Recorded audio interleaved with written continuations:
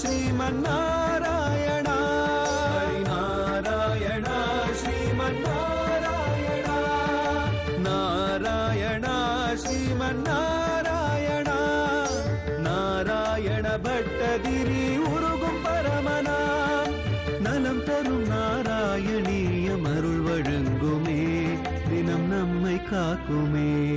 தஸ்யாத்மஜாஸ்து அயுதமீச புனः சகஸ்ரமோ ஸ்ரீநாரதஸ்ய வசசா தவ மார்கமாபுः நைகத்ரவாச ரிஷயே சமுமோச சாபமோ பக்தோஸ்தமஸ்து ரிஷிகி அனுக்கிரகமேவ மேனே. தக்ஷனுடைய சரித்திரங்களே நாரதருக்கும் அவருக்கும் வரக்கூடிய உலக சிருஷ்டிக்கான ஒரு சம்வாதங்களை எல்லாம் பட்டத்திரி சித்திரகேதுவனுடைய உபாக்கியானமாக இந்த தசகத்துல சொல்லிட்டு இருக்காரு. நாம சிரவணம் பண்ணிட்டு இருக்கோம். அப்போ நமக்கு எல்லாம் சரித்திர ஞாபகத்துல இருக்கும். நாரதருக்கு சாபத்தை கொடுத்தான் தக்ஷன். இனிமே உலகத்துல ஒரு முகூர்த்த காலம் எங்க தங்கினாலும் உங்களுக்கு தலை வெடிச்சு போயிடும். ஏன்னா என்னுடைய பிள்ளைகள் உலகத்தை படைக்க வேண்டுமால ஞானத்தை உபதேசம் பண்ணி நீங்க வேற மார்க்கத்துல மோட்ச மார்க்கத்துல திருப்பி விட்டுட்டேன்னு சொல்லி நாரதருக்கு சாபத்தை கொடுத்தான். ஆனா நாரதர் அதை எப்படி ஏத்துட்டாருன்னா பக்தோத்தமஸ்து ரிஷிகி அனுக்கிரகமேவ மேனே, தனக்கு கிடைச்ச ஒரு அனுக்கிரகமாக அதை எடுத்துட்டாராம். ஏன் அப்படின்னா அது மகான்களுடைய ஒரு சுபாவம்.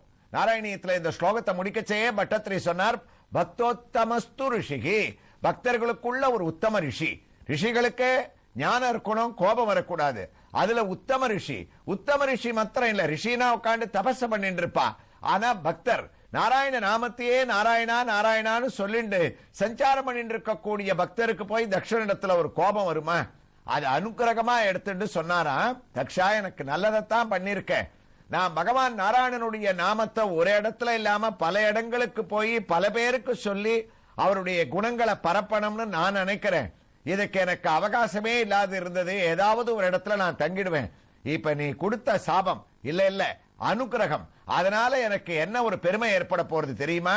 உலகம் முழுக்க இனிமே சஞ்சாரம் பண்ணிண்டு அங்க இருக்கிறவாளுக்கெல்லாம் ஞான மார்க்கத்தை சொல்லி நாராயண நாமத்தினுடைய ஒரு பெருமையெல்லாம் விவிக்ஷு காமர்வ விஸ்வக்ஷேன கதாமிருதம் அன்வேஷ்டுமேவ த்ரைலோக்யம் பர்யட்டாமி எதிர்ச்சயா.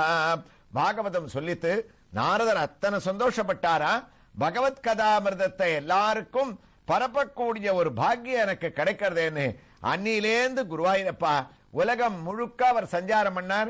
ஒரு இடத்துல கூட ஒரு முகூர்த்த காலத்துக்கு மேல தங்க மாட்டார், தங்க முடியாது. ஏன்னா தங்கினா தக்ஷனுடைய சாபம், இவருடைய தலை வெடிச்சு போயிடும். அதனால சுத்திண்டே இருக்கார். அதான் நாரதர் எல்லா இடத்துலயும் சஞ்சாரம் பண்றதுக்கு இதுதான் காரணம்னு இந்த தசகத்துல இப்ப பட்டத்திரி சொல்லக்கூடிய காரணத்தை பார்க்கும் போது நமக்கு புரியுது. ஆனால் என்ன ஒரு ஆச்சரியம்னா, மகான்கள் சொன்ன ஒரு தடவை நாரதர் துவாரகைக்கு போனாராம்.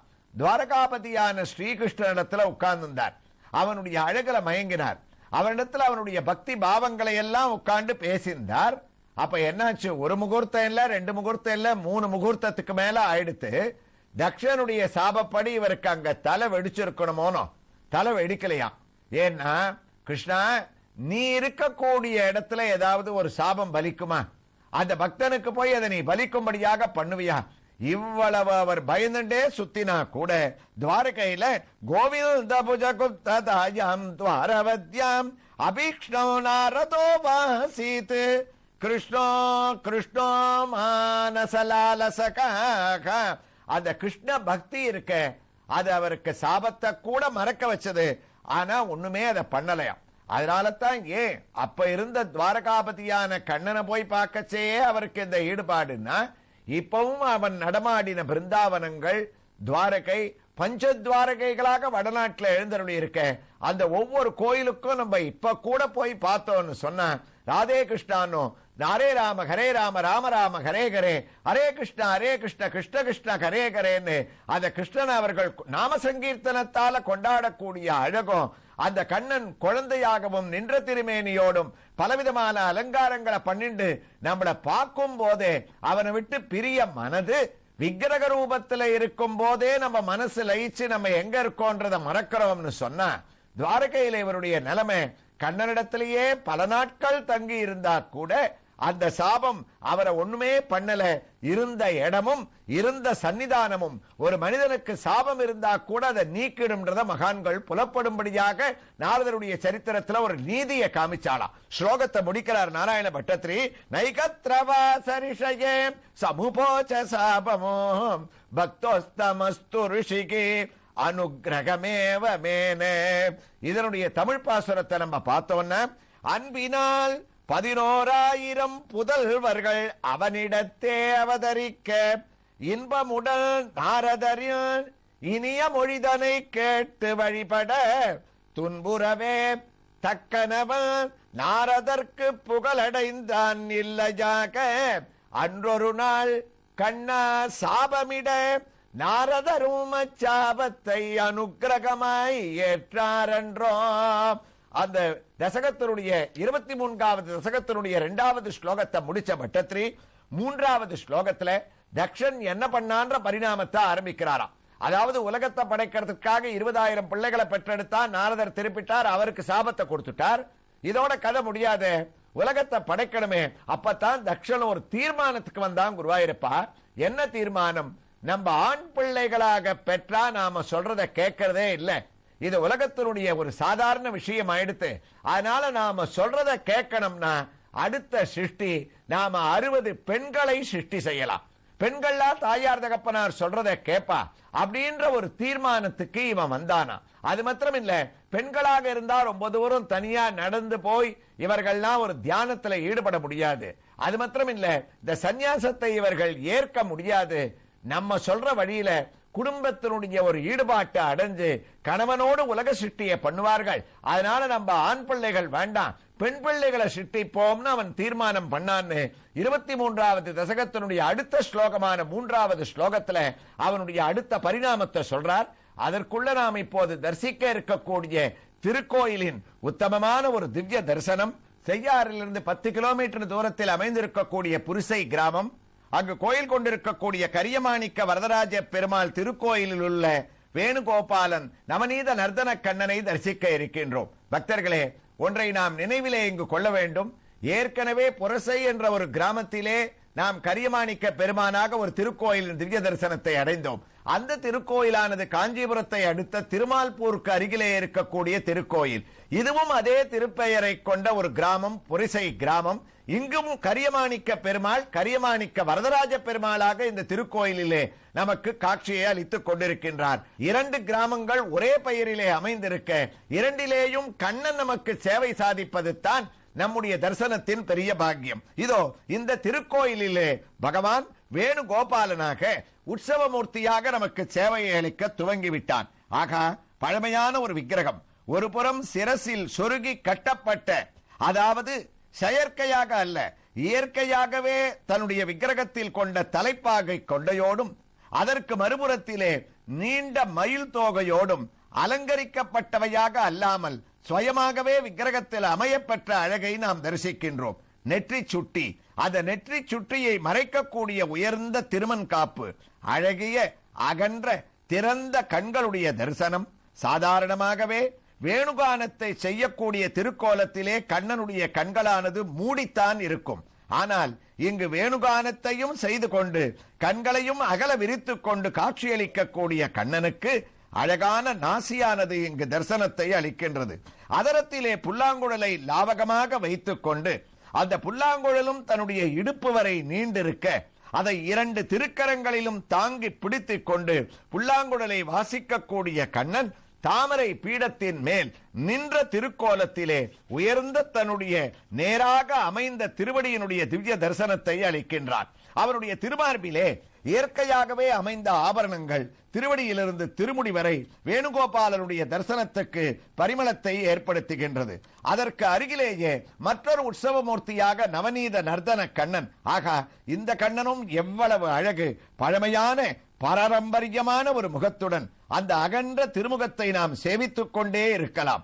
உதடும் அகன்று வெண்ணெய் கிடைத்த ஆனந்தத்தாலோ வீட்டில் இருந்தவாறே தொலைக்காட்சியில் தன்னை தரிசிக்கக்கூடிய பக்தர்களை பார்த்த மெய்சிலிர்ப்போ இவனுக்கு ஏற்பட்ட மகிழ்ச்சி, இந்த சிரிப்பு நம்மை மெய்மறக்க வைக்கின்றது. எங்கும் அறிவழிந்து மயங்கினர் ஆய்ப்பாடி ஆயரே என்று ஆழ்வார் இந்த கண்ணனை பார்த்துத்தான் பாடினாரோ என்று நமக்கு நினைக்கவும் தோன்றுகின்றது.